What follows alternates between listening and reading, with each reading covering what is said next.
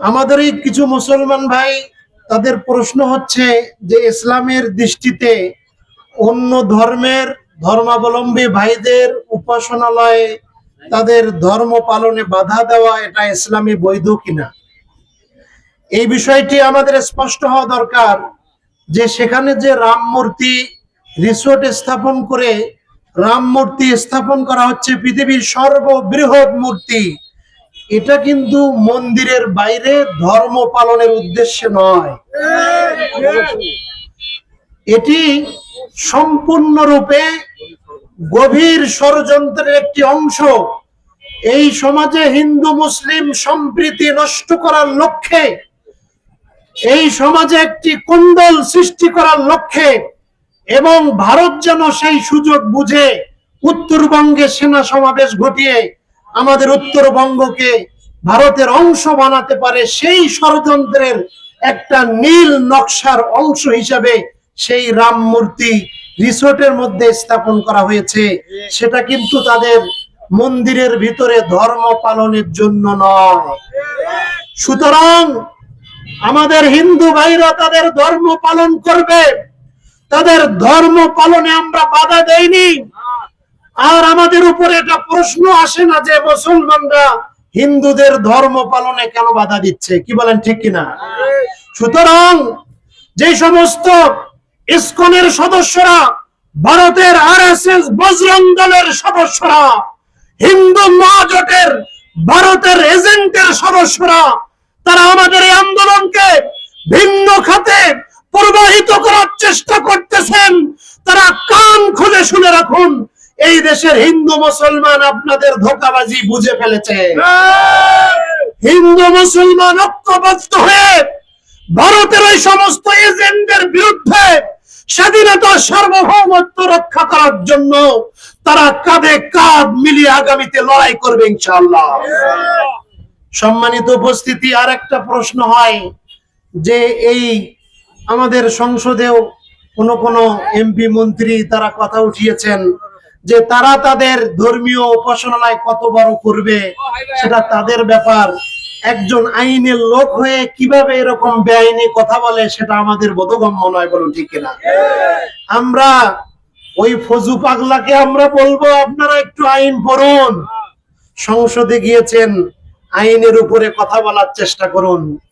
ইমারত নির্মাণ বিধিমালা 2008-2009 72-এর সেই আপনারা সেই ইমারত নির্মাণ বিধিমালা 2008 এবং 2009-এর 72 অনুচ্ছেদের সেই বিধিমালাটা আপনারা একটু পড়ে দেখুন যে পৌরসভা তো দূরের কথা, ইউনিয়নের ভেতরেও যদি কেউ 32 ফিটের উপরে কোনো স্থাপনা নির্মাণ করতে চায় তাহলে সেই স্থাপনা নির্মাণ করার আগে তাকে 3টা জায়গা থেকে তাকে অনুমতি নিতে হয়। ইউনিয়ন পরিষদের অনুমতি নিতে হয়, উপজেলা প্রকৌশলীর স্ট্রাকচারাল ডিজাইন অনুমোদন নিতে হয়, আর 33 ফুটের বেশি হলে ডিসি অফিসের অনুমতি ছাড়া সেটা পারবে না। আর আমরা জানতে পেরেছি এখানে আমাদের জেলা প্রশাসককে না জানিয়ে তাদের দৃষ্টির আড়ালে গোপনে গোপনে এই মূর্তি স্থাপন করা হয়েছে। এমনকি আমাদের পলাশবাড়ির যে সেখানে আমাদের সংসদ সদস্য রয়েছেন, গোবিন্দগঞ্জের সংসদ সদস্য রয়েছেন, তাদেরকেও ধোঁকা দেওয়া হয়েছে। তাদেরকে বলা হয়েছে যেখানে একটা মেডিকেল কলেজ হবে, সেই জন্য সনাতনী মেডিকেল কলেজ হবে, সেই জন্য আপনারা একটু ভিত্তিপ্রস্তরে স্থাপন করে যান। আপনারা শুনেছেন আমাদের সেই এমপিরা তারা জানিয়েছেন তারা এত বড় কিছু করবে, সেটা বলে আমাদেরকে সেখানে দাওয়াত করে নাই। কত বড় ধুরন্ধর বেআইনি কাজে তারা সংসদ সদস্যের মাধ্যমে সেখানে উদ্বোধন করে তারা এই দেশের আইন শৃঙ্খলা বাহিনীর চোখে ধুলো দিতে চেয়েছে যে সংসদ সদস্য যখন এখানে উদ্বোধন করেছে সুতরাং এটা আইনে সিদ্ধ হয়ে গেছে। কি বলেন, আইনে কি সিদ্ধ হয়েছে?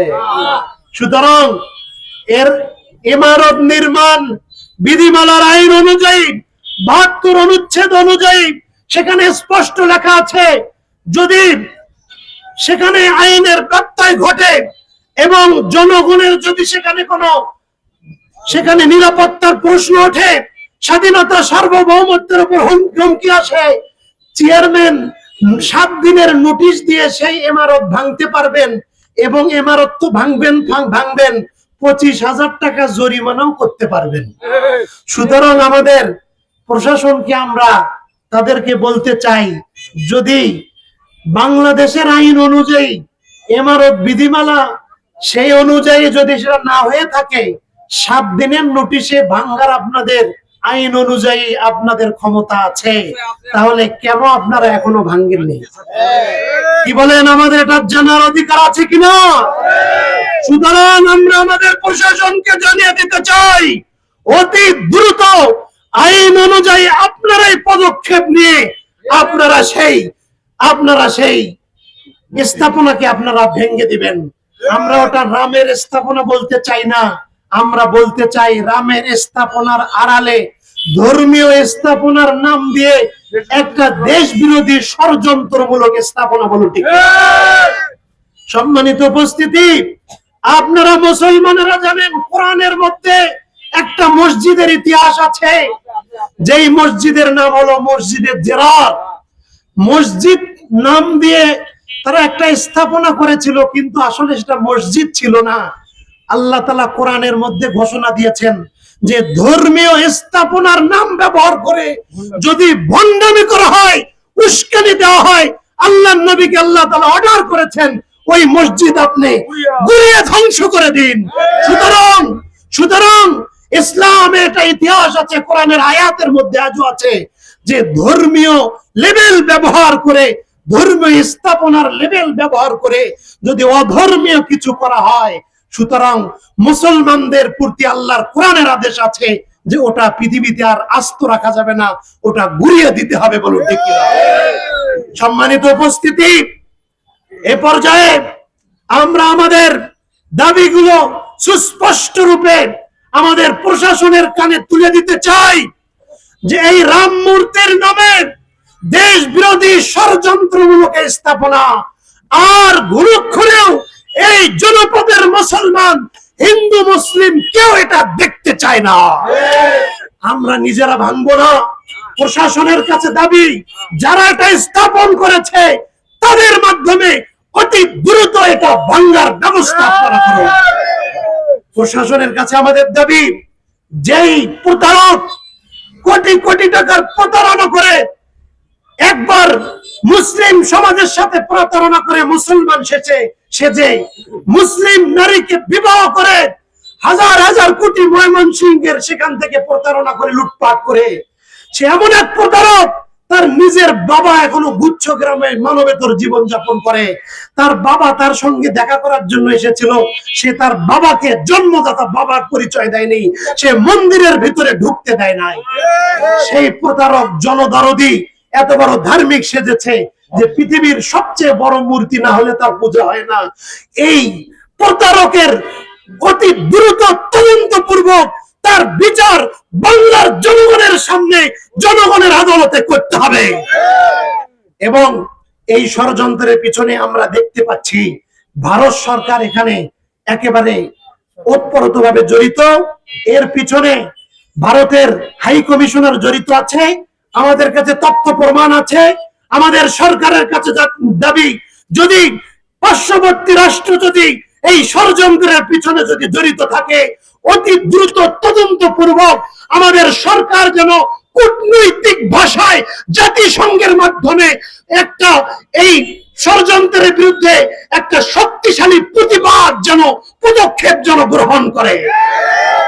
আমরা আজকের গাইবান্ধা সচেতন নাগরিক ফোরামের পক্ষ থেকে এই আয়োজন করেছিলাম, এবং এই আয়োজনের আজকের